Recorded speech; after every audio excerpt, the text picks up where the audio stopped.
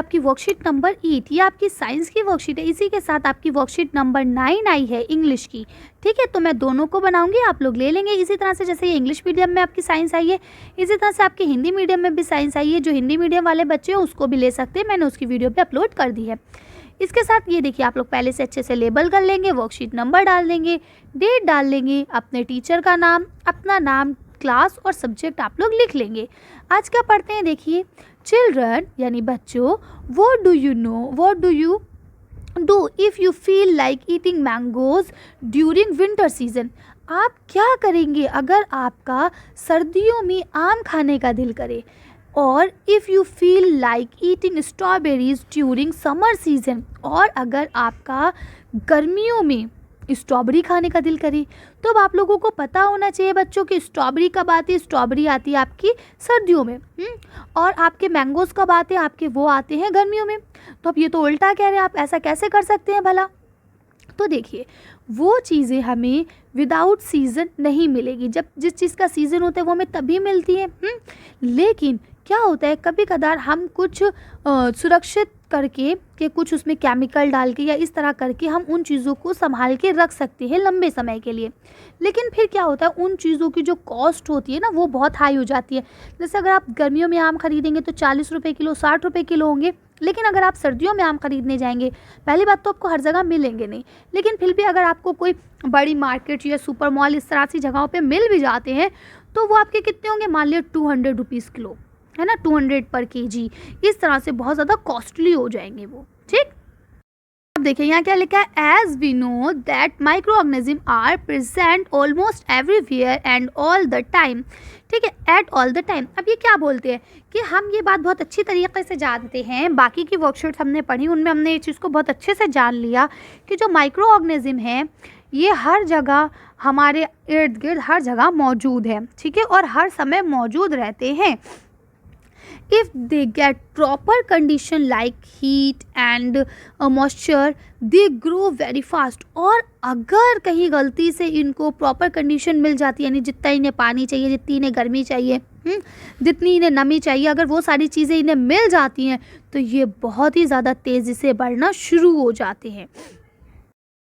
लिखा, contamination of food is the chemical process which change the colour, taste and smell of this foods. ठीक है, of the food. अब क्या कह रहे हैं कि कॉन्टेमिनेशन जो है ये एक केमिकल प्रोसेस है जिसकी वजह से कलर, उसका खाने का कलर, स्वाद और उसकी खुशबू, जो उसका स्मेल है, वो तीनों चीज़ें बदल जाती है। यानी कि कॉन्टेमिनेशन अगर हम आम भाषा में बोले तो इसका मतलब है खाने का सड़ जाना। ठीक है, ये कैसे होता है, ये भी एक केमिकली तो प्रोसेस है जो माइक्रो ऑर्गेनिज्म के द्वारा किया जाता है। वो हमारे खाने में घुस जाते हैं।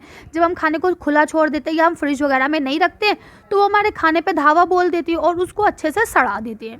ठीक है, to save food from micro organism और कंटेमिनेशन, यानी कि अगर आप खाने को बचाना चाहते हैं माइक्रो ऑर्गेनिज्म से या सड़ने से तो हमें कुछ काम करना पड़ेगा। We can use the following methods, हमें ये मेथड्स का इस्तेमाल करना पड़ेगा so that we can enjoy all kinds of food, fruits, vegetables and the things made from the them throughout the year. यानी कि अब अगर हमें कुछ सावधानियां अगर हम बरत लें, कुछ चीज़ें हम अपना लें तो उससे हम सब्जियों को, फलों को और भी बहुत सारी जो चीज़ें जिन्हें हम बना के खाते हैं उसको हम बहुत लॉन्ग लास्टिंग खा सकते हैं, यानी बहुत लंबे समय तक रख सकते हैं। अब क्या लिखा है, measure to protect food from micro organism. ठीक है, फूड प्रिवेंशन। अब यानी क्या बोलते हैं कि अब हम कैसे इसको बचा सकते हैं खाने को। चलिए यहाँ देखते हैं, पहला क्या लिखा है, केमिकल मेथड। पहले हम केमिकल मेथड से कैसे बचा सकते हैं, some chemical like sodium benzoate and sodium metabisulphites. ठीक है, अब ये क्या है, सल्फेट। अब ये है, आप इन दोनों को अगर यूज़ करते हैं तो क्या होगा, आपका जो खाना है वो बचा रहेगा। Are use to check the growth of micro organism. ये किस लिए इस्तेमाल किया जाता है, ये इसलिए इस्तेमाल किया जाता है, अगर आप इसको डालते हैं तो आपको पता चल जाता है कि जो माइक्रो ऑर्गेनिज्म है वो कितने मतलब एक्टिव है। ठीक है, सेकंड क्या लिखा है, प्रिवेंशन बाय कॉमन सॉल्ट। तो अब आप उसको कॉमन सॉल्ट से, यानी जो आपका साधारण नमक है, उससे कैसे बता सकते हैं, meat and fish are covered with table salt to check the growth of bacteria. ठीक है, अब क्या करना है, आपको मछली या गोश्त वगैरह की जो भी चीज़ है, मांस वगैरह, उसको नमक से डाल के रख देना है। तो उससे क्या होगा, आपका जो खाना है ना, मछली वगैरह, वो सड़ेगी नहीं लंबे समय तक। ठीक, प्रिवेंशन का क्या लिखा है, बाय शुगर, यानी चीनी से उसको बचाना। तो अब चीनी से कैसे बचा सकते हैं, the use of sugar reduce the moisture in the food. अब चीनी को अगर हम इस्तेमाल करते हैं तो वो खाने के अंदर से जो मॉइस्चर यानी जो नमी है उसको हटा देता है, ठीक है। विच इनहेबिटेट्स, इसकी वजह से क्या होता है, ग्रोथ ऑफ बैक्टीरिया, यानी जो बैक्टीरिया का बढ़ना है वो कम हो जाता है। अब हमें किससे सुरक्षित करना है, ऑयल्स एंड विनेगर, यानी अब हमें तेल और सिरके से बचाना है। तो use of oil and vinegar prevent, अब क्या इसको हम कैसे बचा सकते हैं, स्पॉलेज ऑफ पिकल, ठीक है, पिकल्स किसे कहते हैं, अचार को। Because bacteria can not leave in such an environment, यानी इस इन्वायरमेंट में जिसमें तेल और विनेगर वगैरह पड़ा हुआ होता है उसमें बैक्टीरिया जिंदा नहीं रह सकता, वो मर जाता है। इसीलिए हम उसको इस तरह से भी बचा सकते हैं। अब आपने देखा होगा मम्मा अचार बनाती हैं तो क्या करती है, उसमें तेल और नमक की मात्रा ज़्यादा रखती है ना, ताकि वो हम लंबे समय तक खा सकें, ठीक है। अब क्या लिखा है, हीट एंड कोल्ड ट्रीटमेंट। अब हमें गर्मी और सर्दी के ट्रीटमेंट से बचाना है, कैसे बता सकते हैं हम उसको, बॉइलिंग ऑफ मिल्क। अब देखिए दूध को हमने पकाया, डिस्ट्रॉय मैनी ऑर्गेनिज्म, हमने बहुत सारे माइक्रो ऑर्गेनिज्म को मार दिया।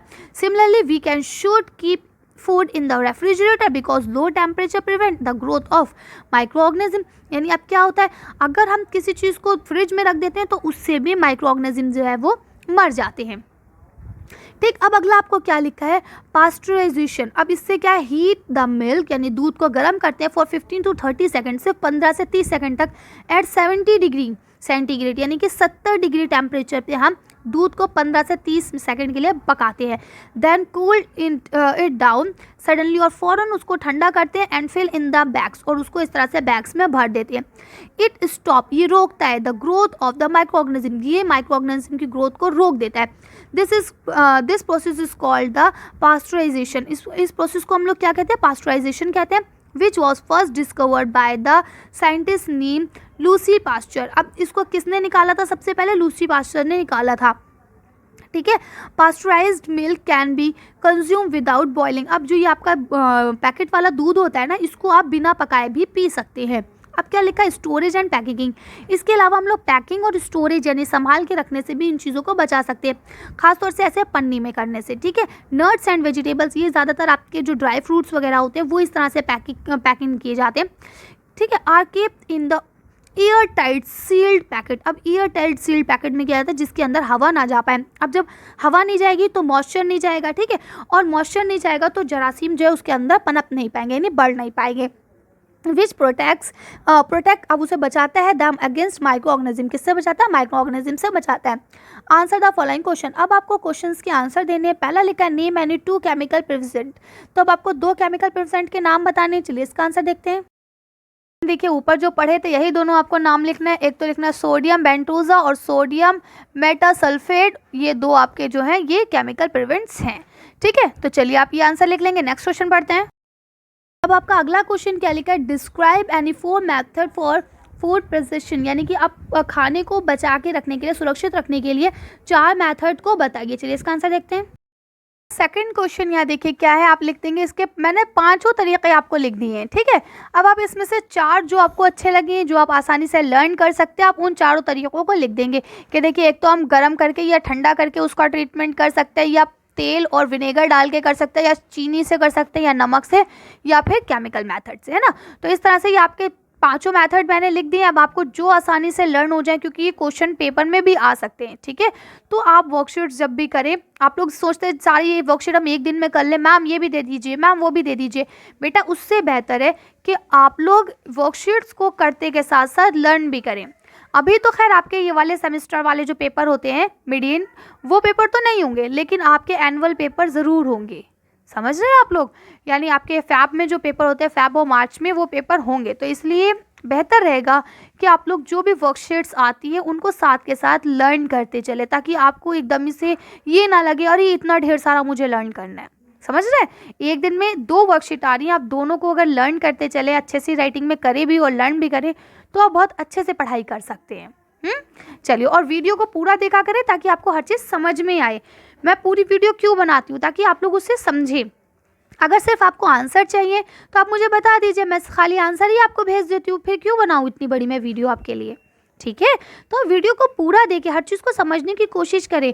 अगर अभी आप 8th क्लास में इस चीज़ को नहीं समझेंगे तो 9th और 10th में आपके लिए बहुत ज़्यादा हार्ड हो जाएगी ये सारी चीज़ें, ठीक। चलिए आगे पढ़ते हैं। क्वेश्चन लिखा है why is more oil and salt added to the pickle, यानी कि जो अचार है उसके अंदर नमक और तेल को ज़्यादा क्यों डाला जाता है। चलिए इसका आंसर देखते हैं। देखिए आप यहाँ से लिख लेंगे कि adding salt to the pickle is very important because, यानी नमक मिलाना बहुत ज़्यादा ज़रूरी है। क्यों है?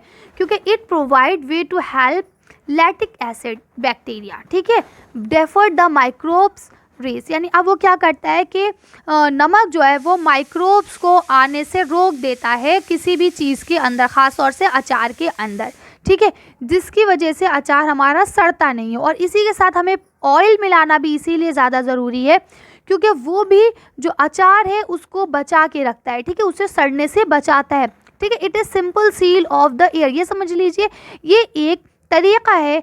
अगर हम तेल डालते हैं तो उसके अंदर से हवा पास नहीं होती है, ठीक है, और जब हवा पास नहीं होगी तो उसके अंदर कोई भी बैक्टीरिया, कोई भी माइक्रोब्स नहीं आ सकते, ठीक है। तो ये पूरा पैराग्राफ आप लोग लिख लेंगे। चलिए आगे देखते हैं। क्वेश्चन यहाँ लिखा हुआ है, ये name any 4 things made from mango that can be preserved, यानी कि ऐसी 4 चीज़ें लिखिए जो आम के द्वारा बनाई जाती है और उसको हम लंबे समय तक संभाल के भी रख सकते हैं। तो चलिए इसका आंसर देखते हैं, इसके बाद इंग्लिश की वर्कशीट को पढ़ना शुरू करेंगे। अब यहाँ पे आप लिख लेंगे आम पापड़, मैंगो जाम, मैंगो पिकल और मैंगो चटनी। अब आप बताइए आप लोग में से चटनी कौन खाता है, ठीक है, क्योंकि ये सारी चीज़ें तो हर कोई खाता है लेकिन आम की चटनी कौन कौन खाता है ये मुझे बताएंगे आप लोग, ठीक है। चलिए अब इंग्लिश की वर्कशीट को देख लेते हैं।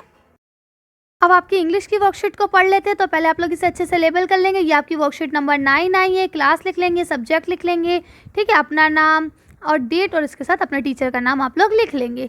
अब यहाँ क्या लिखा है, वोकैबुलरी बोर्ड, यानी कि अब आपको वोकैबुलरी को देखना है। Read the lesson tsunami 25 to 30, यानी पेज नंबर 25 से लेके पेज नंबर 30 तक आपको सुनामी लेसन को दोबारा से पढ़ना है हनी ड्यू बुक से, ठीक है। अगेन दोबारा से पढ़ो। Follow the instruction and fill the grid. अब आपको इंस्ट्रक्शन को फॉलो करना है जो आपको नीचे दिए गए हैं और उसके बाद इसको भरना है। अब देखते हैं क्या इंस्ट्रक्शन क्या दिए गए हैं। तो पहला इंस्ट्रक्शन आपको दिया गया है, write the name of 5 people as given in the lesson tsunami, यानी 5 ऐसे इंसानों के नाम लिखिए जिनका जिक्र सुनामी वाले चैप्टर में आया है, ठीक है। तो अब आपको 5 लोगों के नाम लिखना है। आपने पढ़े ना, अलग अलग लोगों की फैमिलीज थी तो हर फैमिली के किसी ना किसी मेंबर का कभी ना कभी नाम लिया गया है, तो आपको वही नाम लिख लें। चलिए इसका आंसर हम लोग देख लेते हैं। आपके पीपल्स कौन कौन से थे, एक संजीव, जावेद, अलमास, मेघना और राहेला, ठीक है। तो इस तरह से मैंने ये 5 नाम लिख दिए। इसके अलावा और भी बहुत सारे हैं, आप लोग देख सकते हैं। फिलहाल 5 पूछे गए थे इसलिए मैंने 5 के नाम आपको दिखा दिए। चलिए अगला पढ़ते हैं। नेक्स्ट आपका क्वेश्चन है, write the name of any 4 places as given in the lesson tsunami. अब आपको ऐसे 4 जगहों के नाम लिखने हैं जो सुनामी वाले लेसन में जिनका नाम आया है। ज़रूरी नहीं है कि वहाँ पे सुनामी आई हो या किसी तरह की डिज़ास्टर आया हो, बस अगर उनका नाम भी आया है ना तो भी आप उनका नाम लिख सकते हैं, ठीक। चलिए तो इसका आंसर देख लेते हैं। प्लेस कौन कौन से देखिए, थाईलैंड आया है, इंडिया, अंडमान निकोबार और तमिलनाडु, इनका जिक्र आया है। इसके अलावा भी बहुत सारे प्लेस हैं जिनका जिक्र आया है, तो आप अगर चाहे उनको भी लिख सकते हैं और चाहे इसको भी लिख के छोड़ सकते हैं, ठीक है। चलिए अगला क्वेश्चन पढ़ते हैं। नेक्स्ट है आपका, write the name of any 5 animals as given in the lesson tsunami. अब आपको ऐसे 5 जानवरों के नाम लिखने हैं जिनका जिक्र या जिनकी बात इस लेसन यानी सुनामी वाले लेसन में की गई हो। तो अब देख लेते हैं इसका आंसर हम लोग। यहाँ से लिख लेंगे डॉग, एलिफेंट, फ्लैमिंगो, बुफेलो और गोट, इन सब का जिक्र आया है तो आप इन लोगों को लिख लेंगे। अगर इसके अलावा भी आपको कोई लिखना है तो आप लोग इसे लिख सकते हैं, ठीक है। ये सारे जो भी मैं आपको बता रही हूँ ये सारे चैप्टर्स में आए हुए हैं। चलिए आगे क्वेश्चन देखते हैं। अब यहाँ लिखा है आपका next, right the name of any 3 things given in the lesson tsunami. अब आपको ऐसी 3 चीज़ों के बारे में लिखना है, चीज़ें, ठीक है, जैसे TV, toaster, doll, headphone, alarm clock, जो चीज़ों का जिक्र आपकी इस चैप्टर सुनामी वाले चैप्टर में आया है, ठीक है। चलिए तो इसका आंसर देखते हैं हम लोग। अब यहाँ थिंग का लिख लेंगे, टेलीविजन, टेबल और डोर, ठीक है। 3 ही चीज़ें लिखनी थी तो मैंने तीनों ही लिखी हैं, आप इसको लिख लेंगे। चलिए अगला करते हैं। यहाँ से लिखेंगे, राइट एनी 3 वर्ड्स। आपको 3 ऐसे वर्ड्स लिखने रिलेटेड टू वाटर, जो पानी से रिलेटेड हो, ठीक है, जिनसे पानी का पता चले कि ये चीज़ पानी के लिए इस्तेमाल की गई, ठीक। As given in the lesson tsunami, जो आपको सुनामी वाले लेसन में दिए गए हो। चलिए इसका आंसर देख लेते हैं। क्या लिखेंगे, वाटर में सी, फ्लर्टिंग में यानी तैरना, ठीक है, तो ये भी पानी के लिए इंडिकेट होता है। व्हर्लपूल यानी कि उसकी जो लहरें बनती हैं वो भी आपकी पानी के लिए इंडिकेट होती है। तो इस तरह से आप ये तीनों भी लिख सकते हैं। चलिए आगे पढ़ते हैं। देखिए अब आपको क्या करना है, सिंपल पास्ट टेंस, ठीक। वॉक, वॉक माने चलना, वॉकड, वॉकड माने चला था, है ना। ईट, ईट माने होता है खाना, एट माने होता है खाया था। तो क्या लिखा, find out and write any eight verbs in past tense. अब आपको ऐसे मतलब खाना, पीना, सोना, जगना, इस तरह से 8 वर्ब्स निकालने हैं अपने लेसन से जो कि पास्ट टेंस में होने चाहिए, ठीक है। तो चलिए इसका आंसर भी हम लोग देख लेते हैं। आपको यहाँ पे प्रेजेंट टेंस और पास्ट टेंस दोनों को हमने साथ में लिखा दिया है, ठीक है, ताकि आपको पता रहे कि कौन सी चीज़ का पास्ट टेंस क्या बनता है। ये सारे पास्ट टेंस आपकी बुक में आए हैं आपके चैप्टर के अंदर, तो इसको मैंने लिखा, साथ में इसके प्रेजेंट टेंस इनके सामने मैंने लिख दिए हैं, ठीक है। तो आप ये सारे जो वर्ब हैं ये आपके पास्ट टेंस के वर्ब हैं और ये प्रेजेंट टेंस के वर्ब हैं। तो आप लोग एज इट इज़ इसको कॉपी पे उतार लेंगे और अगर कोई प्रॉब्लम होती है तो आप लोग मुझे मैसेज करके पूछ सकते हैं, ठीक है। आप देख सकते हैं इस तरह से ये वाली वर्कशीट आपकी कंप्लीट होती है। हम लोग ने साइंस और इंग्लिश दोनों की वर्कशीट को कर लिया है। तो आज की वीडियो में बस इतना ही। अगर आपको हमारी वीडियो पसंद आई हो तो प्लीज़ इसे लाइक और शेयर करें। अगर अभी तक आपने हमारे चैनल को सब्सक्राइब नहीं करा है तो प्लीज़ हमारे चैनल को सब्सक्राइब करें। Thank you for watching.